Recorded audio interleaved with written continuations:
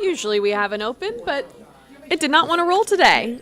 So welcome into Sports Tonight. I'm Bailey Burmaster alongside our beautiful digital producer, Ellie Parker. Oh, no one's ever called me beautiful before. Always beautiful on this show. Sports Tonight, we got good lighting. That's why. No, but we have a lot to discuss. Something that I think we saw coming, boy. Ellie. Wouldn't you agree? Yeah. A lot of things have happened in the last 24 hours. I'm not even going to go through our topics today. We're just going to get right into it because it has been an interesting manner. So let's start with the fact that on this past Sunday, Falcons against the Titans, there supposedly Desmond Ridder had a concussion. Supposedly. He was cleared of that concussion at halftime, even though he played the entire first half. Yeah. And this is just what apparently happened. Taylor Heinicke was taking a leak, and that is when. I did not hear that part. Oh, you didn't? No. Taylor no. Heinicke said that himself. He said that he found out he was going in when he was taking a leak. So he came out of the bathroom, and Arthur Smith said, "Taylor, you're in." And Taylor played the entire second half. That's when it was reported during the broadcast that Desmond Ridder had been looked at for concussion, but was fine. And the offense moved a lot better in that second half, Ellie. Scored on like 4 of 6 drives with Heinicke behind center, which, okay, come on, 2 years ago he did drag an otherwise putrid Washington Commanders offense, kicking and screaming to decency at the very least. Yep. So that seems to be his specialty. So then we get to Monday's press conference, and Arthur Smith basically says, Ridder's still our quarterback, but I'm not deciding who's playing this week. We're going to see how the next 72 hours goes, et cetera, et cetera. Well, the next 72 hours leads us to today, where Arthur Smith has announced that Taylor Heinicke will be the starting quarterback this weekend, and he just thinks that's best for long term. So Arthur Smith was able to talk, and Taylor Heinicke talked today. We're going to go straight to Flowery Branch to hear their press conferences and what is said exactly. And then we'll kind of wrap up our final thoughts where Ridder and Heinicke are concerned. Coach, any decisions at the quarterback position? So, just for this week, just with all the variables, just kind of consider everything in the last 72 hours and what we feel is good, best for this week. For us, against Minnesota, Taylor will play this week. What went into that? Oh, go ahead, Mark. What went into the decision? Yeah, there's a lot of variables, and then really just, like I said, considering the last 72 hours and just kind of where we're at right now, going into this week in Minnesota, getting ready to play the Vikings. Obviously, a really good team coming in here is going with Taylor, and that's why he's here right now. And obviously did a lot of. Des went through all those tests. He's clear. He could be available, but just right now in the short term, it'll be Taylor this Sunday. So just to be clear, will Des be the number 2 or will he be the number 3 quarterback behind Logan?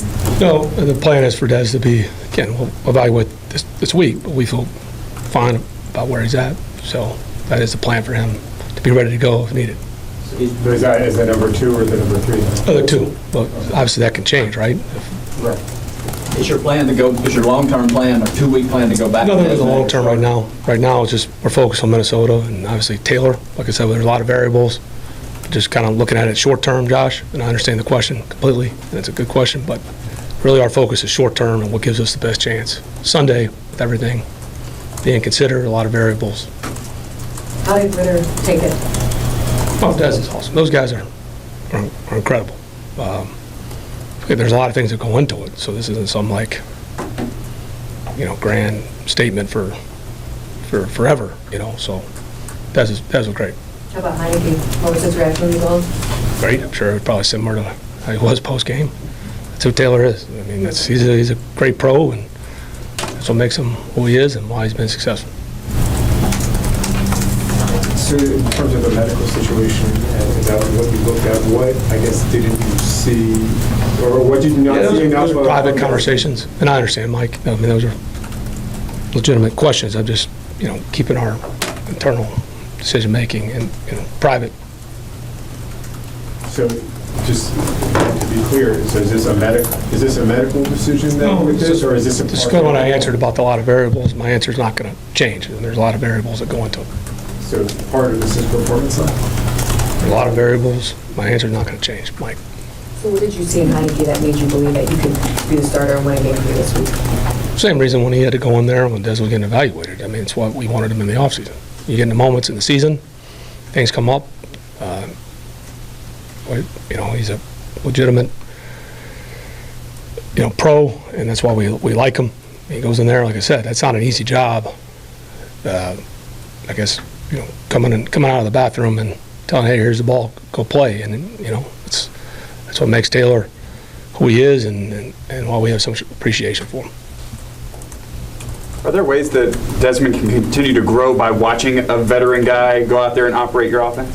No matter what obstacle comes up, I think every day is if you're not trying to grow and improve in your job, to me that's the wrong mindset. It's the same thing for myself every day or any player or anybody on this team. So every opportunity you got a chance to learn and grow, no matter what comes up, whatever the circumstances are. Was it your decision or was it a group decision? Or? I always consult with everybody, but ultimately that's my job as a decision maker. So I'll never pass the buck to anybody. That's my job, but we, like everything, we're inclusive. But ultimately, I got to make that decision. So, in terms of Desmond, you said private conversations and all that, but how is he then mentally? Because on Sunday you said that, it sounded like he was a little bit off, and that's why you would...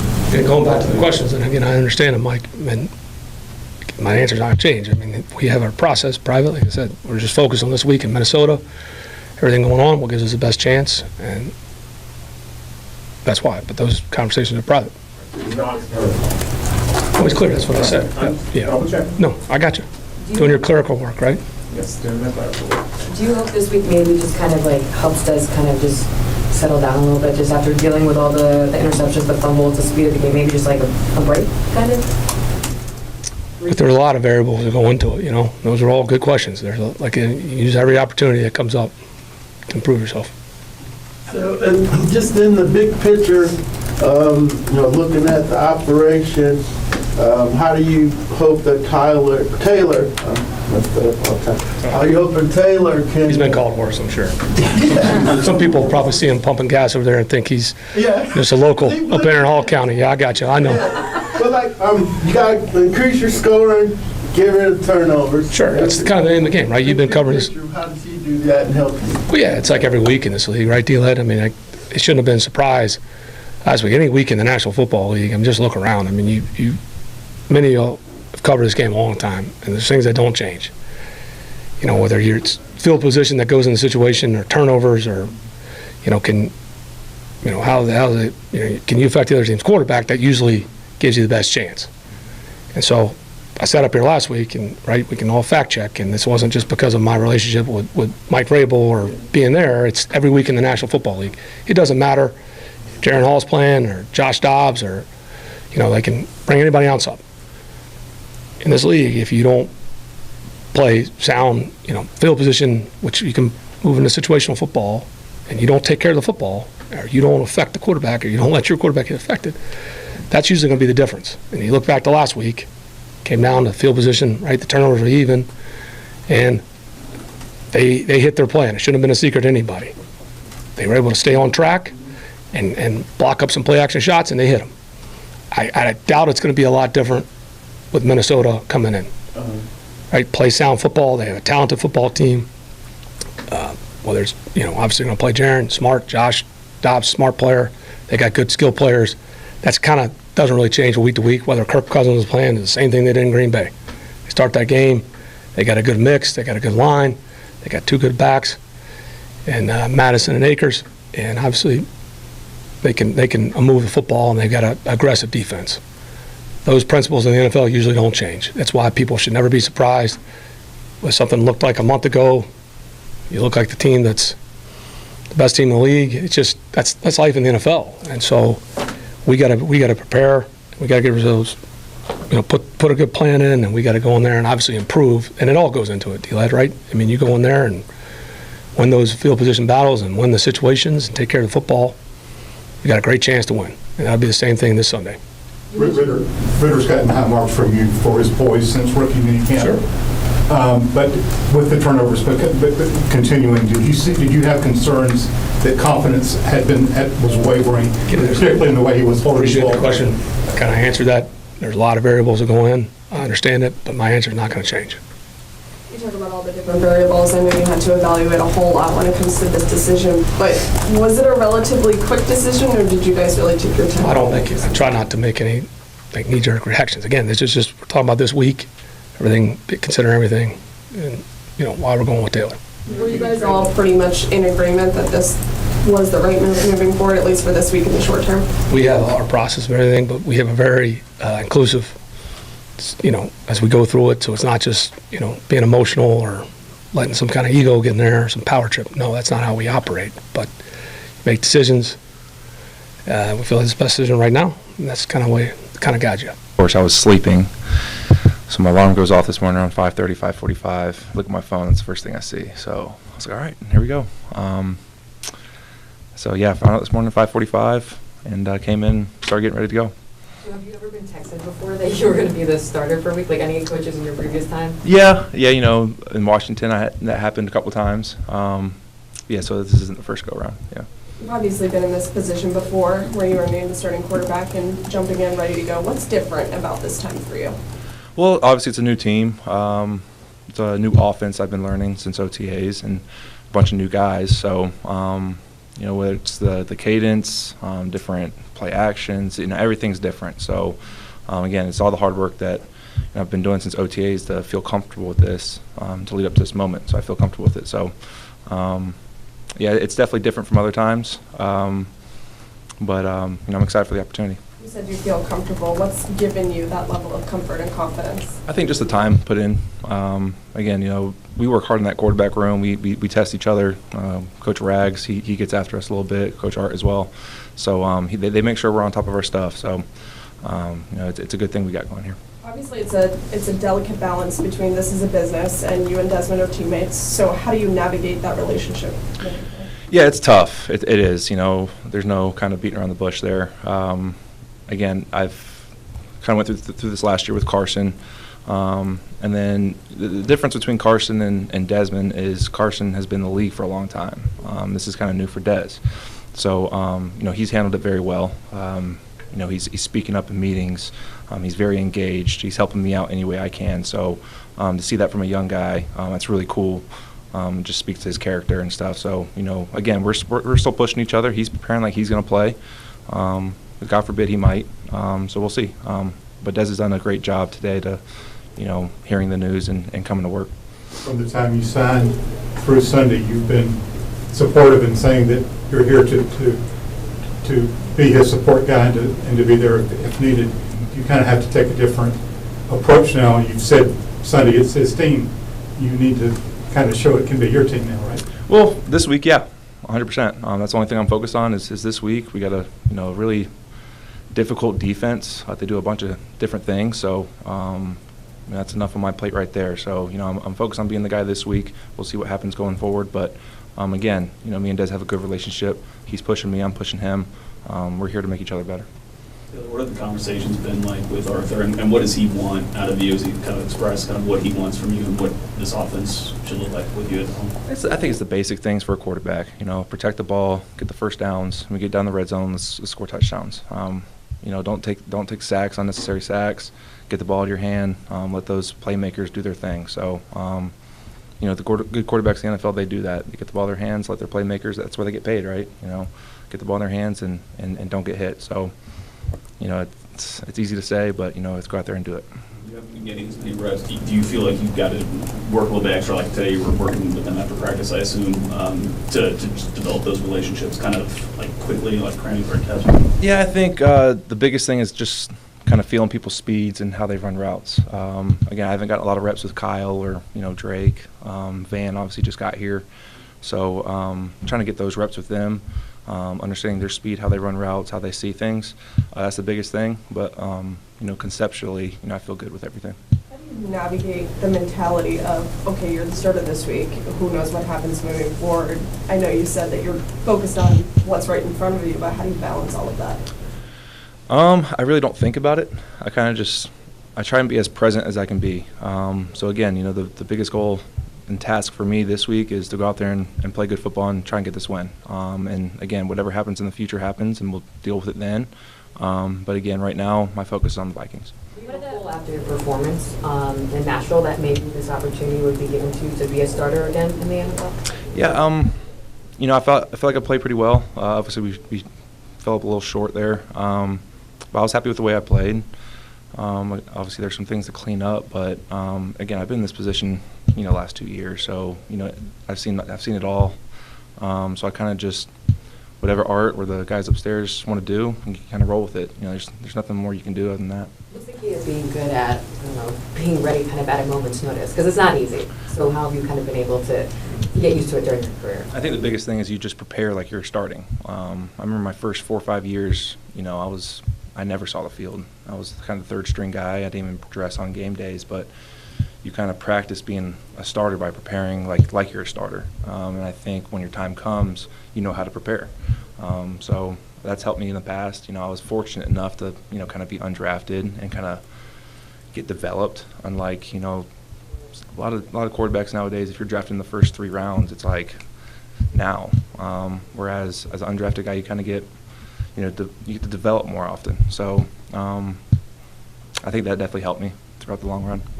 You've been through this before the last 2 years, as you said, but how much does it help your comfort level to have gotten that half of play last year? Yeah, it's huge. I got to get some timing down with Van and Red and Drake, Kyle, kind of get the feel of the game again. Obviously practice is one thing, but live game reps, you can't emulate that. So it was nice to get, kind of dip your toe in the water last week. What are the previous things you can draw from the previous times you've been in kind of similar situations to this, where you've been the backup and you get a shot to start and you really capitalize on it? Yeah, again, I always point back to where I was 2.5, 3 years ago. I was out of football. I thought I was done playing, and I always told myself if I get another shot, I'm just going to have a lot of fun with it and just leave it out in the field. I grew up watching Brett Favre. He was very passionate. He had a lot of fun. And you could tell that he just left everything on the field every game. He's the reason I fell in love with the game of football. So when I got that second shot up there in Washington, I kind of just played like that, and it's worked out for me. So again, that's my mindset going every game. Play like it's your last game, because you never know. Have fun out there, and just be happy at the end of the game that you left it all out there. Okay, so you get the gist. It seems, who knows if we see Ritter again? I think they're trying to blur the lines a bit. I think if Taylor Heinicke comes out and they win this game and he looks good, I think it's just going to be one of those things of, well, he has the hot hand right now. How can you turn away from that? Yeah, my question could be, is it too little too late? Are they a week or two late on Heinicke? Or? So this is what I would say. They're 4-4. They haven't looked good. They ranked 28th in points scored in the league, which is not good. I don't think it's too late for the mere fact they still lead the division. Yeah. There's still a lot of football to be played, but losing to the Titans is the tide that kind of pushed Arthur Smith's hand a little bit. Sorry, Brett. Yeah. Brett's a big... Will Levis, yeah, and he's starting again because Ryan Tannehill's out. So we'll see what happens. I do believe this is the right move. I do think if Taylor Heinicke plays remotely well, he's going to continue to be the starting quarterback for the Falcons. Let's get to some of the chaos storylines. One of those, Ellie, came last night. Was it midnight here or 1? Midnight in Las Vegas. Mm-hmm. So it was super late. The Raiders. What are the Raiders doing? They're cleaning house, and I think they have to. The night of the trade deadline. No. So this is the issue. Davante Adams said he might have to request a trade if there's not change, because everyone knows Davante Adams is their star player right now. I know they have Max Crosby, but he was the offensive guy they brought in to play for Derek Carr. Yeah. Derek Carr gets shipped away because he wasn't what I guess the regime wanted. And now what? You get rid of the GM and you get rid of the head coach because things are not going well. And Davante Adams, who is not usually the most, he will talk respectfully and politically correct to get something across. But over the last few weeks, you could definitely tell that things were getting a little testy. Yeah. Yeah. So we'll see what happens there. It is very, very interesting. Also, we did talk about the Titans a little bit. Ryan Tannehill out, as Will Levis will start at quarterback. What did you like what you saw from Will? I mean, better than Malik.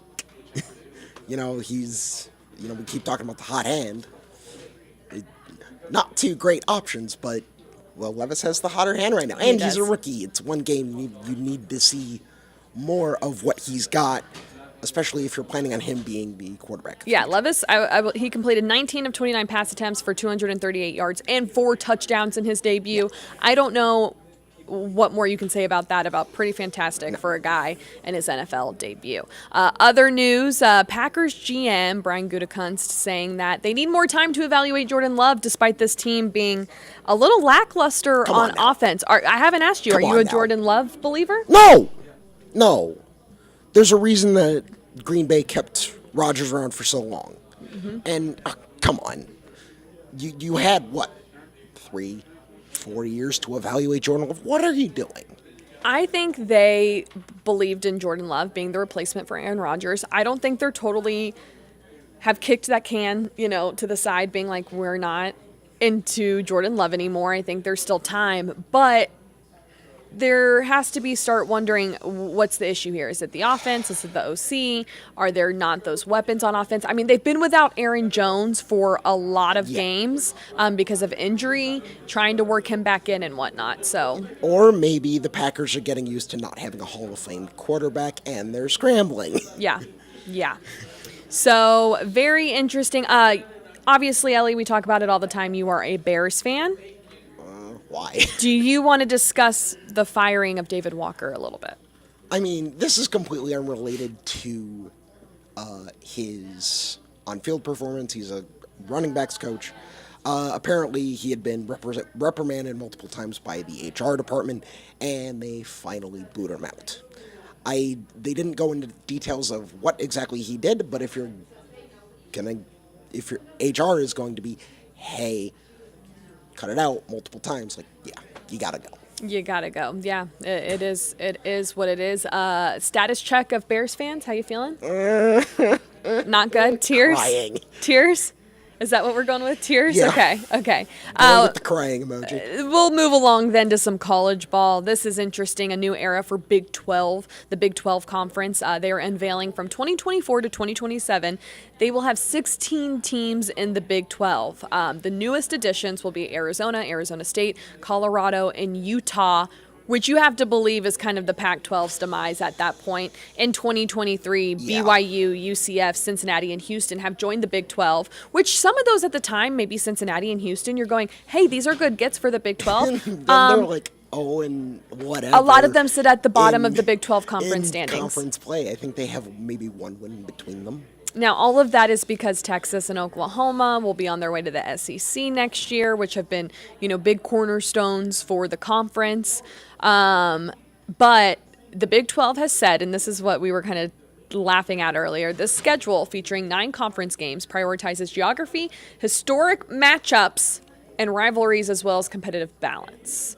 Each team will play every other at least once at home and away, some over 3 seasons, others in all 4. This is ridiculous. So what? I'm trying to be like, okay. Historic conference rivalry, correct. Utah and UCF. Mate. What are we doing here? Stop. Because the only ones I can think of, obviously OU Texas, that's gone because that's going to the SEC. Oh, Bedlam is a great one. The last Bedlam is this weekend because Mike Gundy has made it clear he's not going to play OU if OU's going to leave for the SEC. Kansas State. Texas Tech, TCU. I mean, there's not really a lot of rivalries, so I guess they're just going to have to make their new ones in this big mega conference. Pretty much. Is that what we're getting at? Which, hey, I mean, the Big 12's still around, the Pac-12 isn't, so, Correct. Big 12's getting the last laugh. If you pay attention to hockey, I'm a hockey fan.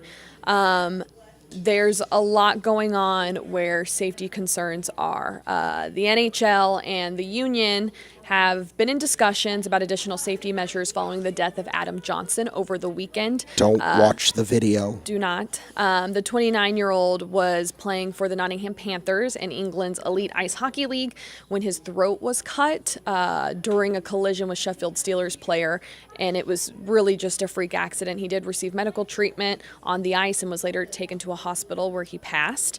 Now there's conversations going on if net guards should be mandatory for players on every level. That leaves me to the question for you, Ellie. Do you want to see net guards? How do you view this after everything that's happened? Canada hockey requires them. U.S. hockey does not. Mm-hmm.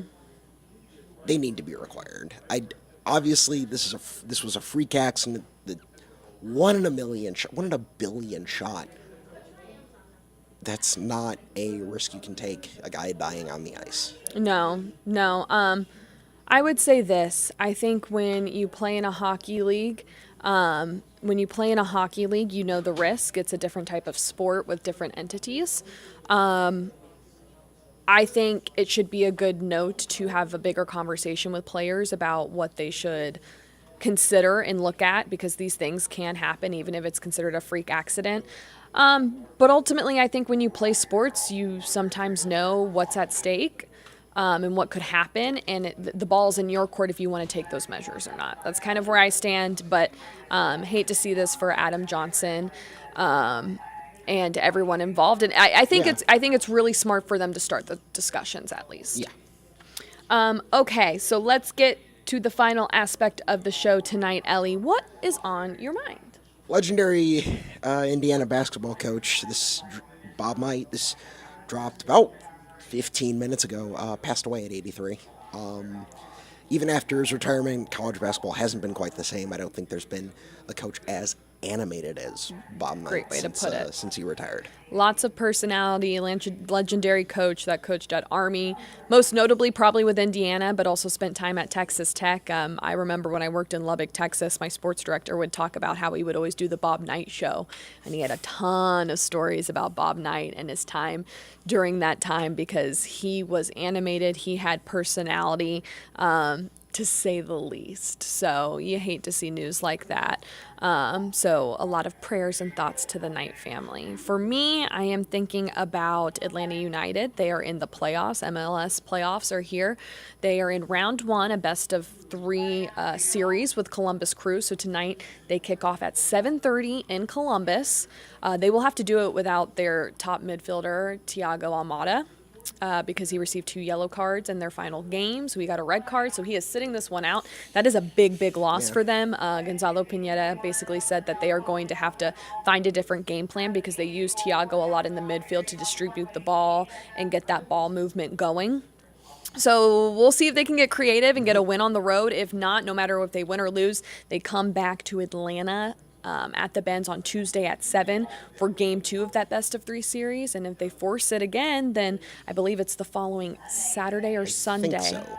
Is it Saturday or Sunday? I forget. Well, we forget, but one of those days they will have a game 3. But who knows? Maybe they can get a road win and then bring it on home and win. Because I think they can win that game at home. Yeah. That's a big game and something, we'll see how far they can really take this thing.